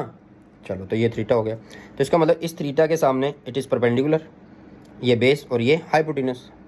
अब मुझे पार्ट डिफरेंस निकालना है, मतलब ये निकालना, तो ये मैं निकाल सकता हूँ। कैसे निकाल सकता हूँ, अरे भाई सिंपल ऐसे निकाल सकता हूँ। कैसे, साइन लिखूँगा, sign is what, Pandit Badri Prasad हर हर बोले। तो P/H, P कौन है, P मतलब ये पार्ट डिफरेंस हम बोलते हैं, जिसको क्या बोलते हैं, पार्ट डिफरेंस, डेल एक्स बोल दिया। नीचे ये हाइपोटेन्यूस जो कि D है, तो मतलब del x is what, D sine theta. I hope समझ में आ गया होगा कि डेल एक्स कैसे निकाला है, D साइन थीटा हो जाएगा ये। ठीक है, अब हमें ये चीज़ भी पता लगी है कि मैक्सिमम इंटेंसिटी जब भी होगी तो हमें पता है कि del x is n lambda होगा। हाँ, तो भाई अभी हम किसके साथ डील कर रहे हैं, मैक्सिमम इंटेंसिटी के साथ डील कर रहे हैं, मतलब हम ब्राइट फ्रिंज के साथ डील कर रहे हैं। किसके साथ डील कर रहे हैं, ब्राइट फ्रिंज के साथ हम डील कर रहे हैं। तो इसलिए यहाँ पे हमने लिखा D sine theta is equal to n lambda. N की वैल्यू वही 1 2 3 0 से शुरू हो जाएगी, 1 2 3 तक जाएगी, मतलब आगे तक भी जाएगी। ठीक है, अब ध्यान से सुनना कि जो साइन थीटा है बेटा, हमने एक बात बोली थी यहाँ पे कि ये जो डिस्टेंस है D और ये जो डिस्टेंस होता है, इन दोनों के बीच में डिस्टेंस कैपिटल D, ये ऐसा होता है कि कैपिटल D बहुत बड़ा होता है as compare to small d। इसका मतलब ये और ये सोर्स बिल्कुल पास होते हैं, मतलब यहाँ और यहाँ। अगर इनसे रेस जाएंगी तो ऐसा लगेगा जैसे कि वो इक्वल, मतलब पैरेलल है, एक तरह से क्या है, पैरेलल है, हमें ऐसा ही लगेगा ना। ठीक है, तो इसका मतलब ये है कि अगर हम एंगल की बात करें, अगर वो स्मॉल है तो साइन थीटा को हम टेन थीटा लिख सकते हैं। तो इसलिए हमने यहाँ पे क्या लिखा, साइन थीटा को टेन थीटा लिख दिया। अब टेन थीटा कैसे निकलेगा, भाई ये रहा थीटा, ये रहा एक ट्रायंगल, ये सेंटर है O और ये पॉइंट है P, जहाँ पे हमें ब्राइट फ्रिंज मिल रहा है। ब्राइट फ्रिंज का मतलब ये है कि सेंटर से इतने डिस्टेंस पे जाके मुझे मैक्सिमम इंटेंसिटी मिल रही है। सेंटर से मुझे पॉइंट P पे जाके मैक्सिमम इंटेंसिटी मिल रही है, ये बात कह सकते हैं हम। यस, तो इसलिए हम यहाँ पे क्या लिखेंगे, इसलिए हम यहाँ पे लिखेंगे कि टेन थीटा जो हो गया वो y/d हो गया। क्यों, क्योंकि देखो ना ये थीटा है, तो थीटा इज़ व्हाट, टेन को कैसे लिख सकते हैं, पंडित बद्री प्रसाद हर हर बोले। तो perpendicular by base, perpendicular is this, base is this, simple. तो इट इज़ y/d। अब sine theta tan theta y/d आ गया, तो इसके कुल कितना था, ये देखो भाई एन लैम्डा था, देखो ना d हो गया और साथ में साइन थीटा कितना आ गया, साइन थीटा आप लोगों के पास आ गया y/d। तो d y/d is equal to n lambda. मुझे क्या निकालना है, y निकालना है, एंड y को क्या बोलते हैं, पोजीशन बोलते हैं। So it is an lambda, नीचे स्मॉल d और यहाँ पे कैपिटल D। तो ये आ गया मेरे पास क्या है, nth ब्राइट फ्रिंज आ गई। क्या आ गई है, nth ब्राइट फ्रिंज आ गई है। मेरे ख्याल से समझ में आ गया होगा। और ये केस हमने किसके लिए किया है बेटा जी, ये केस हमने किया है ब्राइट फ्रिंज के लिए। किसके लिए किया है, ब्राइट फ्रिंज के लिए किया है। ठीक है, नेक्स्ट अगर हम बात करें डार्क के लिए, तो वही चीज़ है। डार्क में क्या होता है कि जो पार्ट डिफरेंस होगा वो ये होगा। ठीक है, तो वही देखो ना, अभी यहीं से शुरू कर लेते हैं ना, यहीं से। तो path difference D sine theta is equal to n lambda, तो यहाँ पे हम वही लिखेंगे कि D sine theta is equal to 2n-1 lambda by 2। अब sine theta is what, tan theta, जिसकी वैल्यू y/d है, 2n-1 लैम्डा बाय 2, यही है ना। ठीक है, तो यहाँ से y निकाल लो। तो y कैसे निकालेंगे, तो y आ जाएगा दिस। तो मतलब यहाँ पे क्या हो रहा है, ऑड मल्टीपल आ रहा है, n की वैल्यू 1। अच्छा, प्लस माइनस दोनों साइड, मतलब ये जो स्क्रीन है ना, ये वाली जो स्क्रीन है, इस स्क्रीन पे हमें इस साइड भी इंटेंसिटी मिलेगी, मतलब इस साइड भी ब्राइट डार्क मिलेंगे और इस साइड भी मिलेंगे, मतलब बराबर मिलने वाले दोनों साइड। तो आई होप कि यंग डबल स्लिट एक्सपेरिमेंट अच्छे से समझ में आ गया होगा। बस चीज़ों को याद रखना है कि इसकी जो पोजीशन होगी वो कहाँ मिलती है, 2n-1 लैम्डा बाय 2 पे मिलती है। बस ये याद रखना कि लैम्डा बाय 2 पे मिलती है, और जो ब्राइट फ्रिंज है वो n लैम्डा पे मिलती है, ये याद रखो। क्यों याद रखो, क्योंकि जो ग्राफ है वो इस तरीके से समझ में आएगा। मान लो मैं यहाँ पे इंटेंसिटी और इधर वेवलेंथ के, मतलब पार्ट डिफरेंस के बीच में अगर बनाता हूँ, देखो पार्ट डिफरेंस क्या होता है, अगर मुझे डेल एक्स लिखना तो n लैम्डा लिखूँगा, और अगर मतलब मैं ब्राइट के लिए तो n लैम्डा लिख दूंगा, बट डार्क के लिए अगर मैं लिखूँ तो 2n-1 लैम्डा बाय 2 लिखूँगा। तो इसका मतलब क्या है, वैसा तो देखो पोजीशन लिखनी चाहिए हमें, क्या लिखनी चाहिए, पोजीशन लिखनी चाहिए। तो यहाँ पे capital D by small d होगा, ये पोजीशन हम लिख सकते हैं, पोजीशन, ये भी पोजीशन लिख सकते हैं, capital D by small d, position. देखो जो हमारे पास डार्क है वो कहाँ पे मिल रहा है, वो मिल रहा है हमें लैम्डा पे। तो भाई यहाँ पे सॉरी ब्राइट कहाँ पे मिल रहा है, लैम्डा, 2 लैम्डा, क्योंकि n की वैल्यू करते जाओ चेंज, 1 2 3, तो 1 लैम्डा 2 लैम्डा ऐसे कौन मिल रहा है, ब्राइट मिल रहा है। डार्क कहाँ पे मिल रहा है, लैम्डा बाय 2, मतलब ये 1 है और ये 0 है, तो बीच में मिलेगा कहीं, यस, इस तरीके यहाँ से मिलेगा। ठीक है, तो ऐसे आप ये ग्राफ बना सकते हैं। अब बात हुई कि ये कितनी विड्थ की बनती है। देखो ये कौन है, फर्स्ट डार्क है, ये कौन है, सेकंड डार्क है। ठीक है, ये कौन है, फर्स्ट ब्राइट है, और ये सेकंड ब्राइट है। तो मैं क्या करूँ, इन दोनों को डिफरेंस कर दूँ, जो एडजस्टेंट है, मतलब एक साथ जो है, या तो इनको डिफरेंस निकाल दूँ या इनका डिफरेंस निकाल दूँ, तो वो आ जाएगा क्या, फ्रिंज की विड्थ आ जाएगी। मतलब जो ये फ्रिंज विड्थ हमने बनाई है, मतलब जो पैटर्न हमने बनाया वो उसकी विड्थ आ जाएगी आप लोगों के पास। तो विड्थ कितनी होगी, जिसको W से लिखते हैं, lambda capital D by small d से होगा, lambda capital D by small d। अच्छा एक चीज़ खास है यहाँ पे कि ये जो होता है ये सेंट्रल मैक्सिमा होगा आप लोगों के पास, क्या होगा, ये होगा आप लोगों के पास सेंट्रल मैक्सिमा। क्या होगा ये, सेंट्रल मैक्सिमा।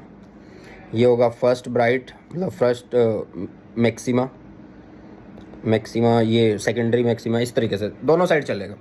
ठीक है, और जो इनकी विड्थ होगी वो इक्वल होगी एंड सेम इंटेंसिटी की होगी। ये कितनी की होगी, सेम इंटेंसिटी की होगी। ठीक है, सो आई होप कि अभी तक आप लोगों को ये जो यंग डबल स्लिट एक्सपेरिमेंट मैंने करवाया है ये अच्छे से आप लोगों को समझ में आ गया होगा। ज़्यादा कुछ नहीं है वेव ऑप्टिक्स के अंदर। ठीक है, तो ये चीज़ ध्यान रखना। अच्छा मैंने पहले एक बात बोली थी कि जिन बच्चों ने इंटरफेरेंस पढ़ लिया है, ठीक है, मतलब जिन बच्चों ने इंटरफेरेंस पढ़ लिया उनको डिफ्रैक्शन पढ़ते हुए दिक्कत नहीं होगी। ठीक है, सुनना ध्यान से, मैं एक पेज ऐड कर लेता हूँ, सुनना ध्यान से सुनना। सबसे पहले हम डिफ्रैक्शन अभी पढ़ रहे हैं। इंटरफेरेंस में क्या था कि रीडिस्ट्रीब्यूशन ऑफ एनर्जी था, और उसके हिसाब से हमने मैक्सिमम इंटेंसिटी और मिनिमम इंटेंसिटी देख ली थी। बिल्कुल, तो डिफ्रैक्शन क्या होता है, सुनो भी ध्यान से।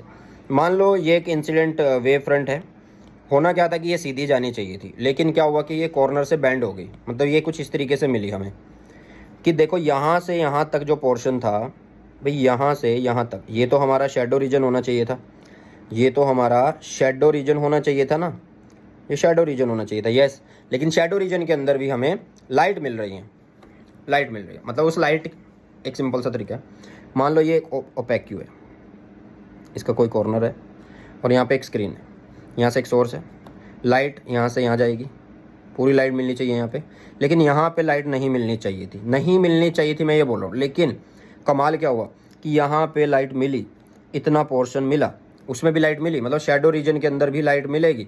तो शेडो रीजन को मैं थोड़ा सा बड़ा कर देता हूँ, क्या कर देता हूँ, बड़ा सा। बोले इसमें क्या होगा, ये डार्क, ये एक मिनट, ब्राइट, ये डार्क, ये ब्राइट, ये डार्क, ऐसे। मतलब मुझे लाइट मिलेगी, फिर डार्क मिलेगा, फिर ब्राइट मिलेगा, ब्राइट की विड्थ छोटी होती जाएगी और डार्क और बड़ा होता रहेगा, इस तरीके से। मतलब ये जो छोटा सा पोर्शन होगा, इतने से पोर्शन को मैंने यहाँ पे मैग्नीफाई करके रख दिया है। तो डिफ्रैक्शन की डेफिनेशन आई होप समझ में आ गई होगी, एक बार दोबारा पढ़ लेते हैं। The phenomena of bending of light, मतलब बेंड हो जाना लाइट का, into the region of geometrical shadow, shadow region जो मैं बोल रहा हूँ उसके अंदर भी लाइट मिल रही है, एंड वो जो लाइट मिल रही है उसके अंदर पैटर्न मिलेंगे अलग अलग। एंड देखो यहाँ पे ये जो विड्थ है ये एक जगह ज़्यादा है, फिर कम है, यहाँ पे और कम है, क्योंकि यहाँ पे शुरू में लाइट आ रही है तो जाते जाते अंधेरा हो गया ना, तो इसलिए डार्क हो रही है, बड़ी हो रही है, और ये ब्राइट छोटा होता जा रहा है। समझ में आ गया होगा। तो ये होते हैं हमारे पास दो, डिफ्रैक्शन एंड, अच्छा यहाँ पे एक चीज़ है, यहाँ पे यंग डबल स्लिट में ये एक सोर्स है, बट यहाँ पे मल्टीपल सोर्स होंगे। यहाँ पे क्या होंगे? मल्टीपल सोर्स होंगे भाई, क्या होंगे यहाँ पे? मल्टीपल सोर्स होंगे यहाँ पे, ठीक है। यहाँ पे क्या होंगे? मल्टीपल सोर्स होंगे। बाहर शायद बारिश आ गई है, मुझे ये लग रहा है, ठीक है। तो ये है फ्रैक्शनल क्लास, सॉरी क्लास, चलो हाँ ये क्लास ही बोला जाएगा। डिफ्रैक्शन दो तरीके के, एक फ्रैक्शनल क्लास है और एक फ्रॉनहोफर क्लास है। इसको पढ़ने की जरूरत नहीं है, लेकिन एक बार देख लेते हैं। इसमें जो सोर्स होगा वो एक फाइनाइट डिस्टेंस पे होता है, मतलब ये अगर मैंने स्लिट लगाई है तो इससे जो सोर्स होगा वो एक फाइनाइट डिस्टेंस पे होगा। इसमें सोर्स इनफाइनाइट डिस्टेंस पे होगा फ्रॉनहोफर में। इसमें कोई भी ऑप्टिकल्स आपको रिक्वायर्ड नहीं होता है, और इसमें आपको optical in the form of collimating lens, मतलब जो रेस को इकट्ठा करे, पैरेलल कर दे, वो सब चीज़ें आप लोगों को यहाँ पे यूज़ करनी हो। मतलब यहाँ पे आपको कॉन्वेक्स लेंस यूज़ करना होगा। क्या यूज़ करना होगा? कॉन्वेक्स लेंस यूज़ करना होगा, ठीक है। और यहाँ पे जो फ्रिंजेस होती हैं वो शार्प नहीं होती हैं और अच्छी नहीं होती, मतलब अच्छी मतलब वेल डिफाइंड नहीं होती हैं, ब्लरी सी होती हैं। यहाँ पे जो फ्रिंजेस हैं वो शार्प होती हैं और वेल डिफाइंड होती हैं। कैसी होती हैं? वेल डिफाइंड होती हैं। तो एक बार दोबारा पढ़ते हैं। फ्रैक्शनल वर्ड, इसमें सोर्स फाइनाइट होता है, फाइनाइट डिस्टेंस पे, इनफाइनाइट डिस्टेंस पे। इसमें ऑप्टिकल रिक्वायर्ड नहीं होते, इसमें कॉन्वेक्स लेंस यूज़ करना पड़ता है। और इसमें जो है आप लोगों के पास फ्रिंजेस शार्प नहीं होते और अच्छे डिफाइंड नहीं होते, मतलब ब्लरी से होते हैं। और इसमें शार्प होते हैं और वेल डिफाइंड भी होते हैं। इतनी चीज़ समझ में, ठीक है। अब डेरिवेशन जो है बेटा वो आप लोगों को ना, मैं ये पेज मैंने क्यों छोड़ा है, वैसे मैंने ऐड करा था, यहाँ पे समझा दिया, चलो कोई नहीं। अब सुनो, यहाँ पे एक चीज़ तुम्हें ध्यान में रखनी है, ये एनसीईआरटी का डायग्राम है। देखो मैंने क्या बोला है कि यहाँ पे एक स्लिट हमने ली, और इस स्लिट के अंदर देखो ये पॉइंट्स बने हुए हैं। ये पॉइंट क्या हैं? ये सोर्स हैं लाइट के, ये भाई सोर्सेज ऑफ लाइट वेव हैं, सोर्सेज ऑफ लाइट वेव हैं। समझ रहे हो इन चीज़ों को? क्लियर है? ओके। तो ये M1, M2, M3 इस तरीके से हम डिवाइड कर रहे होंगे। हम देखेंगे कि लाइट सीधी भी जा सकती है, तो जो सीधा होगा वो हमारा क्या होगा? सेंट्रल मैक्सिमा होगा। क्या होगा? सेंट्रल मैक्सिमा होगा। और इधर उधर जो लाइट जाएंगी वो उसके बाद सेकेंडरी होगी। क्या डिफरेंस होता है इंटरफेरेंस और डिफ्रैक्शन के बीच में? कि यहाँ पे जो पैटर्न की इंटेंसिटी होती है वो लगातार घटती रहती है, सेम इंटेंसिटी का नहीं होता है। और जो सेंट्रल है उसकी विड्थ जो होती है वो डबल होती है। यहाँ पे जो विड्थ होती है बेटा, यहाँ पे विड्थ एक ही टाइम में, लेकिन यहाँ पे जो विड्थ होगी ना, यहाँ पे जो भी पैटर्न मिलेगा वो डबल होगा, मतलब इधर और इधर दोनों साइड मिलता है तो वो डबल होता है। एक्चुअल जो हमारी विड्थ होती है ना उसका डबल। तो पार्ट डिफरेंस यहाँ पे हमने लिखा a sin थीटा। क्यों? क्योंकि देखो मान लो ये एक रह गई, इधर से एक रह गई, सेम वही कॉन्सेप्ट है पहले वाला, ये हो गया। अगर ये a है, कॉमन सी बात है कि अगर यहाँ पे थीटा है तो आप ये चीज़ निकाल सकते हो, पार्ट डिफरेंस निकाल सकते हो। यस, तो ये a sin थीटा आएगा। यस, तो इसको छोटा कर लो, तो ये आ गया a sin थीटा। अब सुनना ध्यान से, मैंने क्या बोला था कि इसमें सोर्सेज होते हैं। तो बेटा होगा क्या, हमें इनको ना डिवीज़न करनी पड़ती है, डिवाइड करना पड़ता है सोर्सेज को वेवलेंथ के हिसाब से, to establish the condition for secondary minima. मतलब अगर आप लोगों को मिनिमा चाहिए, तो जो स्लिट है उसको 2, 4, 6 मतलब ऑड नंबर में आपको डिवाइड करना होगा। या तो 2 में करो, या 4 में करो, या 6 में करो, या 7 में करो। मतलब अगर ये पूरा वेवलेंथ है लैम्डा, अगर 2 में करो तो लैम्डा/2, ये लैम्डा/2। अगर 4 है तो λ/4, λ/4, λ/4 और λ/4। तो होगा क्या कि भाई अगर λ/2 है और λ/2 है तो ये यहाँ से जाएगा, ये यहाँ से जाएगा, तो ये एक दूसरे को कैंसिल करेंगे। अरे भाई λ/2 को कैंसिल ही तो करेगा। तो इसलिए हम इसको क्या बोल रहे हैं? इसलिए हम इसको बोल रहे हैं मिनिमा। इसको क्या बोल रहे हैं हम? मिनिमा बोल रहे हैं। तो λ/2 और for nth secondary minima the slit can be divided into 2n। मतलब ऑड का नहीं, इवन का मल्टीपल होना चाहिए। तो वो कितना भी हो सकता है, 2, 4, 6, 8, 10, 12 इस तरीके से। ठीक है, समझ में आ गया होगा। चलो, अगर हम सेकेंडरी मिनिमा कर रहे हैं, पढ़ के आया तो उसमें हमने देखा part difference is what, A sine theta. अच्छा, अगर ए साइन थीटा हमने पार्ट डिफरेंस देखा है, लेकिन अगर मैं इसको जब डिवाइड कर रहा हूँ दो पार्ट में, अगर मैं इसको जब डिवाइड कर रहा हूँ दो पार्ट, तो ये a/2 और ये भी a/2 है भाई। अगर मैं ये a/2 लिख रहा हूँ और ये a/2 लिख रहा हूँ, तो इसका मतलब पार्ट डिफरेंस उसमें भी a/2 आएगा। यस, तो इनको इक्वल किया क्योंकि पार्ट डिफरेंस इतना होता है।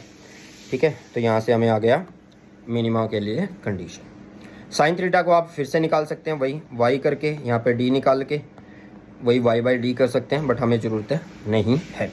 सिमिलरली अगर मुझे सेकेंडरी मैक्सिमा चाहिए, तो मैक्सिमा के लिए हमें क्या करना होगा, ऑड में डिवाइड करना होगा। मतलब अगर मैं 3 और 5 7 इस तरीके से डिवाइड करूँगा, मान लो 100 हैं, तो अगर मुझे 3 पार्ट में डिवाइड करूँ तो मैं 33 33 33 कुछ ऐसा करूँगा। तो उसके केस में कितना होता है, देखो इंटरफेरेंस में मैक्सिमा कहाँ होता था, n लैम्डा पे होता था, बट यहाँ पे कितना होता है, यहाँ पे मिनिमा होता है। बट ये रट्टा नहीं मारना है, समझ के करना है। तो सेकेंडरी मैक्सिमा किस में है भाई, 2n+1 λ/2। ठीक है, और n की वैल्यूज़ 1 2 3 इस तरीके से चलने वाली है। रट्टा क्यों नहीं मारना, क्योंकि मैं इसलिए बोल रहा हूँ क्योंकि यहाँ पे देखो n की वैल्यू 0 से स्टार्ट नहीं हो रही है। क्यों, क्योंकि देखो जब पैटर्न आप लोगों को मिलेगा तो पैटर्न यहाँ से शुरू हुआ और यहाँ पे ख़त्म। तो ये पहला डार्क मतलब पहला मिनिमा, सेकेंडरी मिनिमा, तो ये मैक्सिमा यहाँ पे मिल रहा है। तो कितने नंबर पे मिलेगा, ये 5 λ/2 पे मिलने वाला है। कितने पे मिलेगा, 3 लैम्डा पे मिलेगा, 3 लैम्डा पे। तो मुझे पहला सेकेंडरी मैक्सिमा, मतलब सेकेंडरी मैक्सिमा पहला नहीं बोलेंगे, सेकेंडरी मैक्सिमा मुझे कहाँ पे मिल रहा है, 3 λ/2 पे मिल रहा है, मतलब यहाँ पे मिल रहा है। ये तो सेंट्रल मैक्सिमा हुआ। ठीक है, और इसकी जो विड्थ होती है बेटा, जो हमने पहले पढ़े हैं, जैसे पहले पढ़ा था लैम्डा कैपिटल D/d, तो यहाँ पे D इज़ A हो चुका है और ये 2 टाइम्स होगा। क्या होगा, 2 टाइम्स होगा। ठीक है, अगर एंगुलर की बात करें तो ये होने वाला है विड्थ ऑफ सेंट्रल मैक्सिमा। और ये सेंट्रल मैक्सिमा की जो विड्थ होती है वो डिस्टेंस होता है किस किस के बीच में, first secondary minimum on either side, यहाँ से यहाँ तक के बीच का। ओके, तो इस तरीके से आप लोग निकाल सकते हैं। अगर डिफरेंस की बात करें तो बेटा जी इंटरफेरेंस और डिफ्रैक्शन के बीच में आप देख सकते हैं, इसमें सुपरपोजिशन ऑफ 2 वेव होता है, इसमें बेंडिंग होता है, जो एजेस होते हैं उनके अराउंड में। इसमें सुपरपोजिशन ऑफ वेव होता है 2 कोहेरेंट सोर्सेज से। Superposition wave front emitted from various point, मतलब अलग अलग पॉइंट्स होते हैं। इक्वली स्पेस्ड होती हैं फ्रिंजेस, यहाँ पे अनइक्वली स्पेस्ड होती हैं, अलग देखो ना, इक्वली स्पेस नहीं है ना, ये इक्वली स्पेस नहीं है, इक्वली स्पेस्ड फ्रिंजेस और यहाँ पे unequally spaced fringes. Intensity of all the bright fringes is almost same, मतलब सबकी सेम होती है इंटरफेरेंस में। इसमें सेम नहीं होती है, घटती जाती हैं। क्या होती जाती है बेटा, घटती जाती हैं। और यहाँ पे क्या होता है, large number of fringes obtain होती है, मतलब वहाँ पे देखो यहाँ पे हमें लार्ज नंबर ऑफ फ्रिंजेस मिले थे यहाँ पे, क्योंकि मिलते जाएंगे लंबे टाइम तक, लेकिन यहाँ पे जल्दी ही ख़त्म हो जाते हैं। ठीक है, यहाँ पे क्या होता है, जल्दी ही खत्म हो जाते हैं, तो less number of fringes obtained होते हैं। ठीक है, चलिए, तो बेटा ये था हमारा वन शॉट। ठीक है, किस चीज़ का वन शॉट था, ये वेव ऑप्टिक्स का वन शॉट था ये। ठीक है, किसका था, वेव ऑप्टिक्स का वन शॉट था। एंड बेटा मैं स्टार्टिंग से तुम्हें ये बोल रहा हूँ कि जो ये वन शॉट है वेव ऑप्टिक्स का, एक इतने बढ़िया तरीके से कराया ना, मतलब कोई मुकाबला नहीं है इस चीज़ का। ठीक है, एंड मैं आप लोगों को बोल रहा हूँ कि बेटा आप लोगों के लिए दिन रात मेहनत करी जा रही है, मतलब रात के 3 बजे तक बैठ के नोट्स बना रहा हूँ मैं तुम्हारे लिए। कल आप लोगों को चीट नोट्स मिल जाएंगे। क्या मिल जाएंगे, चीट नोट्स मिल जाएंगे, और मज़ा आ जाएगा, बस मुझे इतना पता तुम्हें। तो प्रिपरेशन मेरे साथ करते रहो, लेकिन अपना एक सपोर्ट बनाए रखो। चैनल को अगर सब्सक्राइब नहीं करा, सब्सक्राइब कर देना, और शेयर नहीं करा अभी तक तो शेयर भी कर देना, वो बहुत ज़्यादा ज़रूरी है। क्योंकि जब शेयर करते हो ना तो एक अंदर से अलग सा मोटिवेशन होता है कि हाँ बच्चे मेरे साथ खड़े हैं और उनकी प्रिपरेशन करवानी है। प्रिपरेशन मैं वैसे भी लास्ट तक करवाऊँगा, लेकिन एक अलग से एनर्जी आ जाती है जब तुम लोग शेयर करते हो, सब्सक्राइब करते हैं बच्चे। ठीक है, चलो, so thank you so much. And हाँ, आज ही इस वन शॉट को ख़त्म कर देना, आज ही इस वन शॉट को ख़त्म कर देना। और 1 घंटे प्लस का वन शॉट है यार, 70 मिनट के करीब का तो ये वन शॉट है, इतना छोटा वन शॉट है। 2x में देख लेना, वो ज़्यादा अच्छा रहेगा। ठीक है, और दूसरी बात, इसके जो हैंड रिटन नोट्स हैं, मतलब डिजिटल नोट्स आप लोग बोल सकते हैं, digital notes, handwritten digital notes जो हैं वो ऑलरेडी डिस्क्रिप्शन बॉक्स में आप लोगों को लिंक मिल जाएगा, तो वहाँ से आप लोग डाउनलोड कर सकते हैं। एंड जो नोट्स है ना बेटा, इतने बढ़िया एंड कलरफुल बनवाए गए हैं ना, मतलब बनवाए नहीं, बनाए गए हैं।